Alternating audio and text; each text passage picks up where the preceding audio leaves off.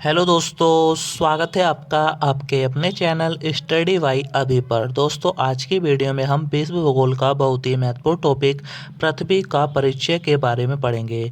दोस्तों, आज की वीडियो में हम पृथ्वी से रिलेटेड जितने भी महत्वपूर्ण प्रश्न बन सकते हैं उन सबको इस वीडियो में कवर करने वाले हैं। दोस्तों, वीडियो को पूरा जरूर देखना, बहुत ही महत्वपूर्ण वीडियो है। सभी एग्जाम में इससे क्वेश्चन पूछ लिए जाते हैं, तो आपको इसको अच्छे से पढ़ लेना है। आपको सभी एग्जाम में बहुत ही हेल्प मिलने वाली है। अगर आपको वीडियो अच्छी लगे तो लाइक करना, चैनल को सब्सक्राइब करना और कमेंट करके अपना फीडबैक ज़रूर देना है कि वीडियो आपको कैसी लगी। अपने दोस्तों के साथ शेयर करना बिल्कुल नहीं भूलना है। तो आइए शुरू कर लेते हैं फर्स्ट क्वेश्चन से। फर्स्ट क्वेश्चन है हमारा, नीला ग्रह किसे कहा जाता है? वेरी वेरी इंपॉर्टेंट क्वेश्चन है, डबल स्टार बना लेना है आपको। तो सही आंसर हो जाएगा पृथ्वी को। हमारी पृथ्वी को नीला ग्रह के नाम से भी जाना जाता है। दोस्तों, भूलना नहीं है, बहुत ही बार एग्जाम में पूछा गया है। अब बात कर लेते हैं कि पृथ्वी को नीला ग्रह क्यों कहते हैं। क्योंकि पृथ्वी पर 71% भाग पर पानी है। दोस्तों, याद रखना है, 71 71 भाग पर जो पानी है, इसी के कारण पृथ्वी को नीला ग्रह कहा जाता है। आपको याद रखना है। आप फोटो में देख सकते हैं, ये है हमारी अर्थ। ये जो ब्लू वाला पार्ट दिख रहा है, ये दोस्तों पानी है। ठीक है, इसी कारण इसको नीला ग्रह कहा जाता है। आशा करता हूँ आपको समझ में आया होगा। आइए नेक्स्ट क्वेश्चन करते हैं। नेक्स्ट क्वेश्चन है, पृथ्वी का औसत घनत्व कितना है? वेरी वेरी इंपॉर्टेंट है, डबल स्टार बना लेना है। तो सही आंसर हो जाएगा 5.5 ग्राम प्रति सेंटीमीटर घन। 5.5 ग्राम प्रति सेंटीमीटर घन पृथ्वी का औसत घनत्व है। दोस्तों, बहुत ही बार पूछा गया है, ये क्वेश्चन इंपॉर्टेंट है, याद रखना है आपको। आइए नेक्स्ट क्वेश्चन कर लेते हैं। नेक्स्ट क्वेश्चन है, पृथ्वी किस दिशा में गति करती है? बहुत ही बार एग्जाम में पूछा गया है, इंपॉर्टेंट है। तो सही आंसर हो जाएगा पश्चिम से पूरब। पश्चिम से पूरब की तरफ परिक्रमा करती है दोस्तों पृथ्वी हमारी, याद रखना है। ठीक है, भूलना नहीं है। आइए नेक्स्ट क्वेश्चन कर लेते हैं। क्वेश्चन है, पृथ्वी एक घंटे में कितना घूमती है? तो सही आंसर हो जाएगा 15 डिग्री देशांतर। दोस्तों, 15 डिग्री देशांतर घूमती है हमारी पृथ्वी एक घंटे में, आपको याद रखना है। ठीक है, 15 डिग्री लॉन्गिट्यूड। आइए नेक्स्ट क्वेश्चन की तरफ बढ़ते हैं।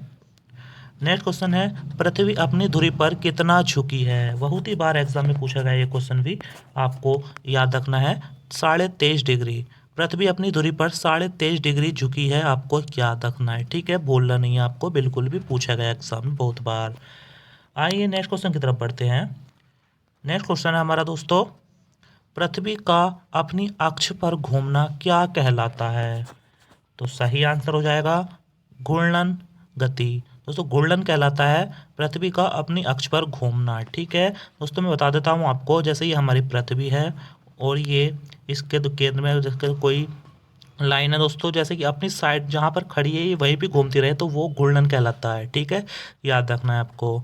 और पृथ्वी पर जो दिन रात होते हैं वो पृथ्वी के घूर्णन गति के कारण ही होते हैं। ये भी बहुत ही बार एग्जाम में पूछा गया है, आपको याद रखना है। ठीक है, भूलना नहीं है। दोस्तों, अगर आपको वीडियो पसंद आ रही है तो आप लाइक करें, चैनल को सब्सक्राइब कर लें और कमेंट करके अपना फीडबैक जरूर दें कि वीडियो आपको कैसी लग रही है। ठीक है, आइए नेक्स्ट क्वेश्चन कर लेते हैं। पृथ्वी पर ऋतु परिवर्तन किस कारण होता है? वेरी वेरी इंपॉर्टेंट है, बहुत ही बार एग्जाम में पूछा गया है ये भी। तो सही आंसर हो जाएगा पृथ्वी के परिक्रमण के कारण। पृथ्वी के परिक्रमण के कारण पृथ्वी पर ऋतु परिवर्तन होता है। जैसे कि आपको पता होगा, अभी गर्मी आने वाली हैं, आगे को सर्दी आ जाएंगी, फिर बारिश का मौसम आ जाएगा, तो इसी परिवर्तन होता है। ये परिवर्तन होता है पृथ्वी के परिक्रमण के कारण। ठीक है, भूलना नहीं है आपको। आइए नेक्स्ट क्वेश्चन कर लेते हैं। नेक्स्ट क्वेश्चन, पृथ्वी का विषुवतीय व्यास कितना है? तो सही आंसर हो जाएगा हमारा 12,756 किलोमीटर। 12,756 किलोमीटर पृथ्वी का विषुवतीय व्यास है, आपको याद रखना है।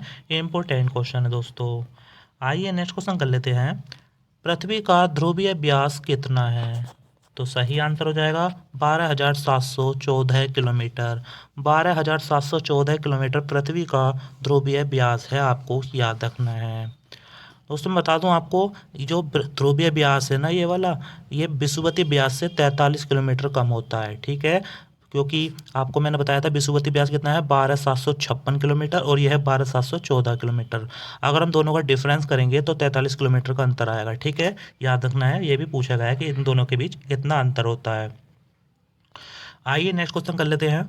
पृथ्वी और सूर्य के बीच अधिकतम दूरी किस तिथि को होती है? वेरी वेरी इंपॉर्टेंट है, डबल स्टार बना लेना, बहुत ही बार एग्जाम में पूछा गया है। तो आपको सही आंसर याद रखना है 4 जुलाई। ठीक है, 4 जुलाई को पृथ्वी और सूर्य के बीच अधिकतम दूरी होती है, आपको याद रखना है। ठीक है, और इसे अपसौर कहते हैं। बहुत ही महत्वपूर्ण पॉइंट है ये वाला कि जब पृथ्वी और सूर्य के बीच अधिकतम दूरी होती है तो उसे क्या कहते हैं? अपसौर कहते हैं। ठीक है, याद रखना है, बहुत बार एग्जाम में पूछा गया है। दोस्तों बहुत ही महत्वपूर्ण वीडियो, सभी एग्जाम में इससे क्वेश्चन पूछ ले जाते हैं, तो आपको जरूर वीडियो को पूरा देखना है, इसकी बिल्कुल मत करना, सभी एग्जाम के लिए इंपॉर्टेंट है। अगर आपको वीडियो अच्छी लगे तो लाइक जरूर करना और अपने दोस्तों शेयर करना है। जो लोग चैनल पहली बार चैनल को सब्सक्राइब जरूर कर लें। आइए नेक्स्ट क्वेश्चन है, पृथ्वी और सूर्य के बीच न्यूनतम दूरी किस तिथि को होती है? तो सही आंसर हो जाएगा हमारा 3 जनवरी। 3 जनवरी को पृथ्वी और सूर्य के बीच न्यूनतम दूरी होती है, आपको याद रखना है, और इसे उपसौर कहते हैं। ठीक है, क्या कहते हैं इसको? उपसौर कहते हैं पृथ्वी और सूर्य के बीच न्यूनतम दूरी को, जो कि 3 जनवरी को होती है। ठीक है, भूलना नहीं है, बहुत ही महत्वपूर्ण क्वेश्चन है। आइए नेक्स्ट क्वेश्चन की तरफ बढ़ते हैं। पृथ्वी के क्रस्ट में प्रचुर मात्रा में उपलब्ध तत्व कौन सा है? दोस्तों जैसे कि आपको पता होगा, पृथ्वी का जो ऊपरी भाग होता है वो क्रस्ट कहलाता है, दूसरी भाषा में उसको भूपर्पटी भी कहते हैं। ठीक है, जैसे कि हमारी पृथ्वी है, इसमें से एक भाग काटा गया, ऊपर का जो भाग होता है इसको भूपर्पटी या क्रस्ट कहते हैं। तो दोस्तों यहाँ पर जो तत्व है ना सबसे ज़्यादा, वो है ऑक्सीजन। कितना है? 46.80%। ठीक है, याद रखना है, ऑक्सीजन सबसे ज़्यादा पाया जाता है पृथ्वी के क्रस्ट में। बहुत बार एग्जाम में पूछा गया है, इंपॉर्टेंट है, याद रखना है आपको। आइए नेक्स्ट क्वेश्चन करते हैं, पृथ्वी गोल है, यह किसने कहा था? वेरी वेरी इंपॉर्टेंट है, ये भी पूछा गया एग्जाम में। दोस्तों जितने भी क्वेश्चन मैं करवाने वाला हूँ सभी महत्वपूर्ण है एग्जाम के लिए, किसी ना किसी एग्जाम आए हुए हैं, तो आपको जरूर इनको अच्छे से पढ़ के जाना, आपको सभी एग्जाम में बहुत ही हेल्प मिलेगी। ठीक है, तो दोस्तों सही आंसर क्या हो जाएगा? पाइथागोरस। दोस्तों पाइथागोरस नामक वैज्ञानिक ने कहा था पृथ्वी गोल है। ठीक है, याद रखना है, इंपॉर्टेंट है। आइए नेक्स्ट क्वेश्चन की तरफ बढ़ते हैं। नेक्स्ट क्वेश्चन है, पृथ्वी की सतह के नीचे का तरल सेल या तरल पदार्थ क्या कहलाता है? वेरी वेरी इंपॉर्टेंट है, इस पर भी स्टार बना लेना है। तो सही आंसर क्या हो जाएगा हमारा? मैग्मा। दोस्तों पृथ्वी के जो नीचे जो पिघला हुआ पदार्थ है ना, तो उसको मैग्मा कहते हैं। ठीक है, भूलना नहीं है, बहुत ही बार एग्जाम में पूछा गया है ये भी। आइए नेक्स्ट क्वेश्चन कर लेते हैं। नेक्स्ट क्वेश्चन है, अपसौर और उपसौर को मिलाने वाली काल्पनिक रेखा क्या कहलाती है? तो सही आंसर हो जाएगा एप्साइड रेखा। अपसौर और उपसौर को मिलाने वाली जो रेखा कहलाती है वो एप्साइड कहलाती है, आपको याद रखना है। ठीक है, ऊपर मैं आपको बता चुका हूँ दोस्तों, अपसौर और उपसौर किसे कहते हैं। ठीक है, आइए नेक्स्ट क्वेश्चन की तरफ बढ़ते हैं। नेक्स्ट क्वेश्चन है, पृथ्वी की अपेक्षा चंद्रमा का द्रव्यमान कितना होता है? तो सही आंसर क्या हो जाएगा हमारा? 1/81। ठीक है, 1/81 होता है पृथ्वी की अपेक्षा चंद्रमा का द्रव्यमान, आपको याद रखना है, इंपॉर्टेंट क्वेश्चन है। आइए नेक्स्ट क्वेश्चन कर लेते हैं। नेक्स्ट क्वेश्चन है, पृथ्वी पर सबसे बड़ा हिमखंड है? तो सही आंसर हो जाएगा हमारा अंटार्कटिका। ठीक है, पृथ्वी पर सबसे बड़ा हिमखंड कौन सा है? अंटार्कटिका, जो कि आपको पता होगा हमारे पृथ्वी के सबसे दक्षिणी साइड में है। ठीक है, भूलना नहीं है। और दोस्तों अंटार्कटिका में पाया जाने वाला जो पक्षी है वो है पेंगुइन। ठीक है, पूछा गया ये भी। आइए नेक्स्ट क्वेश्चन कर लेते हैं। दोस्तों नेक्स्ट क्वेश्चन है, पृथ्वी की आंतरिक संरचना बनी है, किससे बनी है, आपको ये बताना है। तो दोस्तों मैं बता देता हूँ आपको, पृथ्वी की जो आंतरिक संरचना बनी है वो है सियाल, सीमा और क्रोट से बनी है। ठीक है, याद रखना है, बहुत ही महत्वपूर्ण है। पहले नंबर पर ऊपर की सबसे ऊपर की परत है सियाल, फिर है सेकंड नंबर की सीमा, और सबसे नीचे की जो परत है आंतरिक परत है उसे क्रोट कहते हैं, इसे निफे भी कहते हैं। ठीक है, जैसे कि आपको मैंने बताया ये पृथ्वी का कटा हुआ भाग है, तो ये वाली परत हो गई हमारी सियाल, ये हो गई सीमा, और सबसे नीचे की जो परत हो गई ये हो गई निफे यानी कि क्रोड। ठीक है, भूलना नहीं है। अब मैं आपको बता देता हूँ दोस्तों कि सियाल किन किन पदार्थों से बनी होती है। तो आपको याद रखना है, सियाल बनी होती है सिलिकॉन और एल्यूमिनियम से। ठीक है, और सीमा किससे बनी होती है? सीमा परत सिलिकॉन और मैग्नीशियम से। ठीक है, भूलना नहीं है, बहुत ही बार एग्जाम में पूछा गया है इसके बारे में। आइए नेक्स्ट क्वेश्चन की तरफ बढ़ते हैं। नेक्स्ट क्वेश्चन है, पृथ्वी की सबसे भीतरी परत कौन सी है? जैसे कि मैंने आपको ऊपर बताया, अभी वेरी वेरी इंपॉर्टेंट है, पहले तो डबल स्टार बना ले लिया। तो दोस्तों सबसे भीतरी जो परत है पृथ्वी की वो मैंने आपको बताया क्रोड कहलाती है। ठीक है, क्रोड या फिर निफे। अब मैं आपको बता देता हूँ कि यह परत क्रोड किस किस पदार्थों से बनी होती है। तो आपको याद रखना यह लोहा और निकिल से बनी परत है। ठीक है, कौन कौन से हैं? लोहा और निकिल से बनी परत होती है ये क्रोड। ठीक है, बोलना नहीं है, बहुत ही बार एग्जाम में पूछा गया है कि पृथ्वी की सबसे आंतरिक परत कौन सी? क्रोड, ये जिसे हम निफे भी कहते हैं। आइए मैं चित्र के माध्यम से बता देता हूँ आपको। जैसे कि आपको पता होगा दोस्तों, ये हमारी जो परत है सबसे ऊपर की, ये क्रस्ट या भूप्रकृति होती है। अब ये वाली जो होगी, ठीक है, और नीचे का जो दोस्तों ये है, ये तो एस्ट्रोनोस्फीयर कहलाती है। और मैं बता दूं आपको, जो सबसे नीचे का जो ये वाला है, यहाँ से नीचे का, ये है क्रोड, हमारा कोर। ठीक है, सब कोर भी कहते हैं, क्रोड भी कहते हैं। तो आपको ये याद रखना है, सबसे आंतरिक परत कौन सी हो गई? क्रोड, जो कि लोहा और निकिल से बनी होती है। ठीक है, भूलना नहीं है। आइए नेक्स्ट क्वेश्चन की तरफ बढ़ लेते हैं। नेक्स्ट क्वेश्चन है दोस्तों, पृथ्वी का सुरक्षा बल्ब किसे कहते हैं? वेरी वेरी इंपॉर्टेंट है, डबल स्टार बना लेना इस पर भी।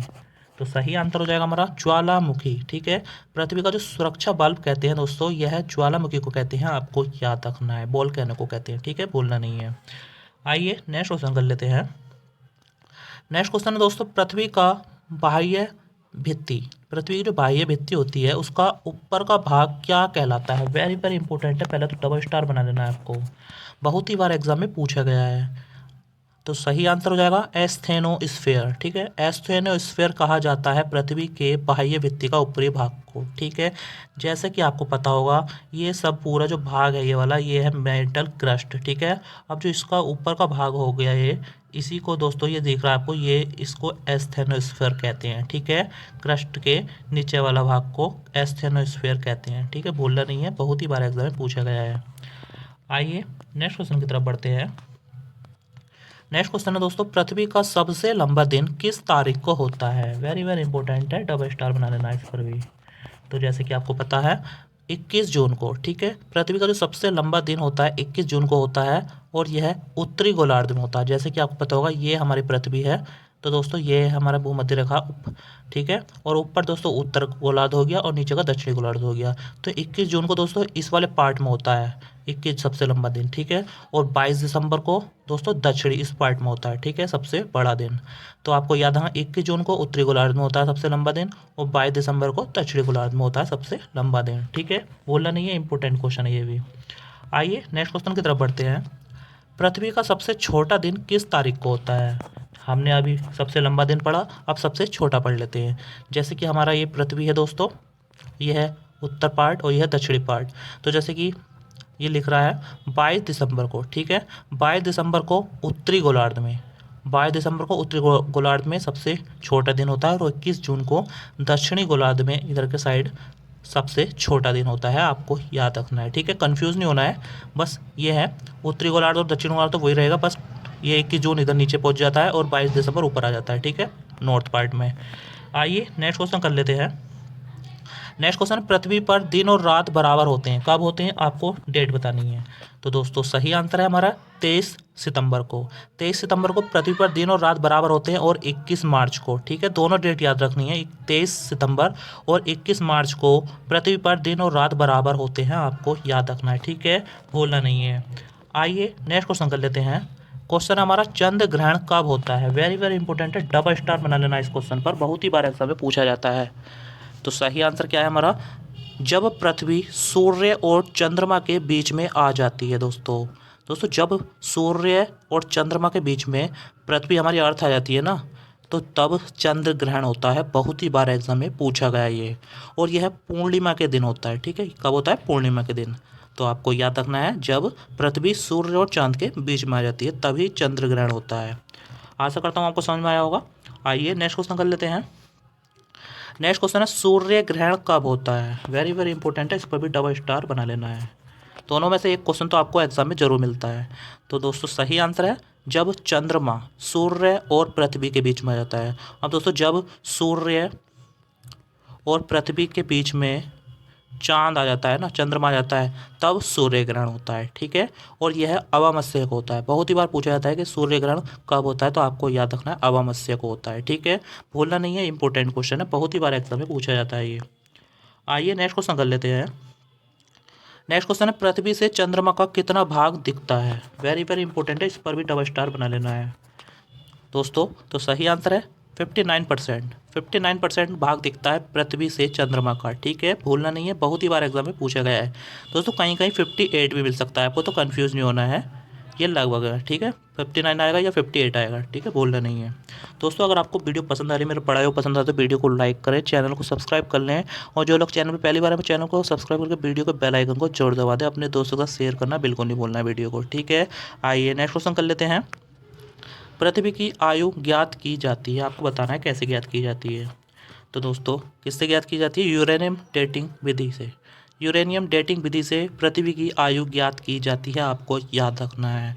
दोस्तों एक और क्वेश्चन बनता है कि जीवाश्मों की आयु किससे ज्ञात की जाती है? जीवाश्म जो होते हैं हमारे, तो दोस्तों उसका आंसर हो जाएगा कार्बन डेटिंग। ठीक है, यूरेनियम डेटिंग आए तो पृथ्वी की आयु, और कार्बन डेटिंग आए तो जीवाश्मों की आयु। आपको याद रखना है, पूछा गया एग्जाम में ये भी।